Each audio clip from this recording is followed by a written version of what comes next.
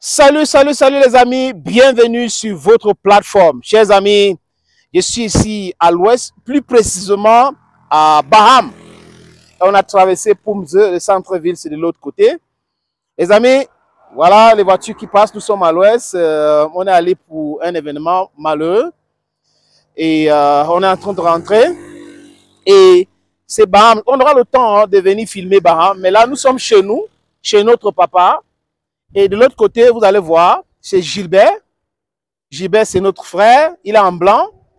He's our brother. He's the guy with the white t-shirt or polo if you want.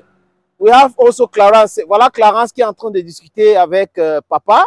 Oui, c'est la PDG des Griottes. Allez vous abonner sur sa page Facebook.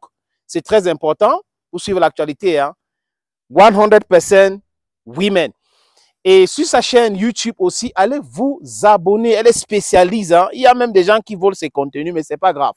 Et de l'autre côté, c'est papa. Vous avez vu, non? C'est papa qui est là, oui, en chemise. C'est Bordeaux, c'est quelle couleur? Mais c'est quelle couleur? Clara ne veut pas parler. Le père est là. Voilà. On est très content. Et c'est la famille. Les amis, il n'y a pas une histoire de tribu ici. Je vous dis cela parce que j'ai regardé une vidéo d'Alain Juet.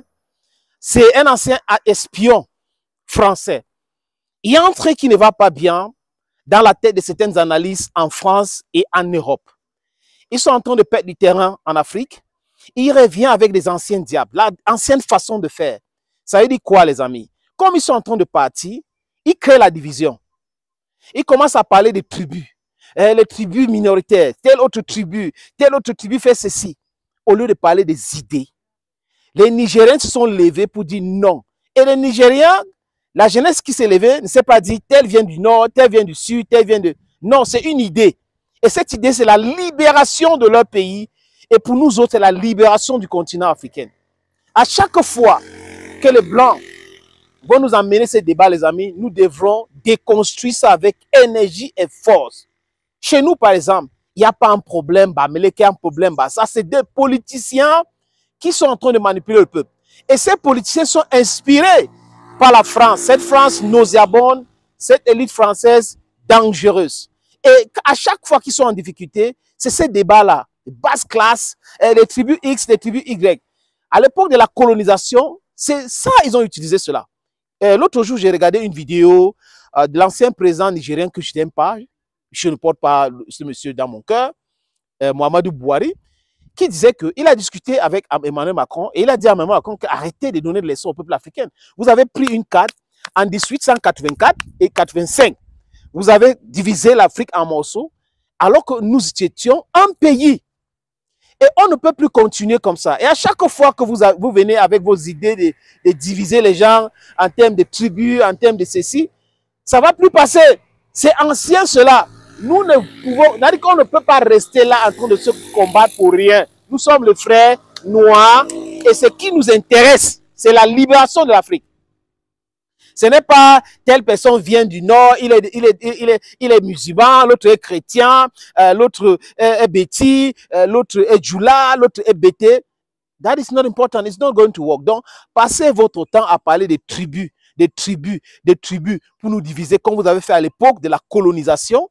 En pensant que ça va passer, vous vous trompez. Le débat est clos. Nous voulons que la France quitte l'Afrique avec ses bases militaires. Nous voulons avoir des contrats d'égal à égal, donc gagnant-gagnant et non des contrats gagnant-perdant. Un point, c'est tout. Quand vous déplacez le débat, c'est votre problème. Hein? Et on a bien compris pour certains, du moins la majorité de la jeunesse africaine aujourd'hui a bien compris.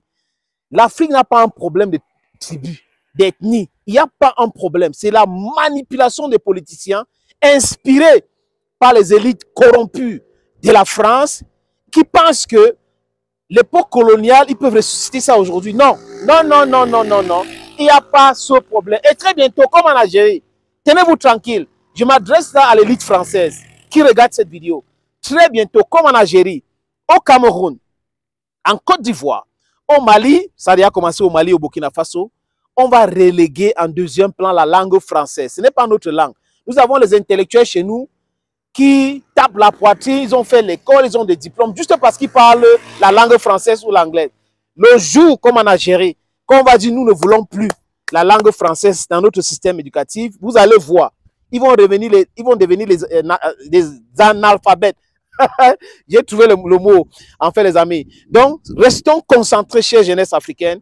N'entrez pas dans cette micmac de divisions françaises, des services secrets. Ils sont toujours là. Ils vont toujours chercher à nous diviser. Mais c'est à nous de comprendre, mes amis.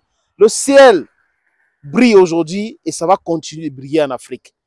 One Africa, one passport, one language. Oui, on n'a pas de dialecte en Afrique, on a des langues en Afrique. One language and unity. Thank you for watching. Stay blessed and bye-bye.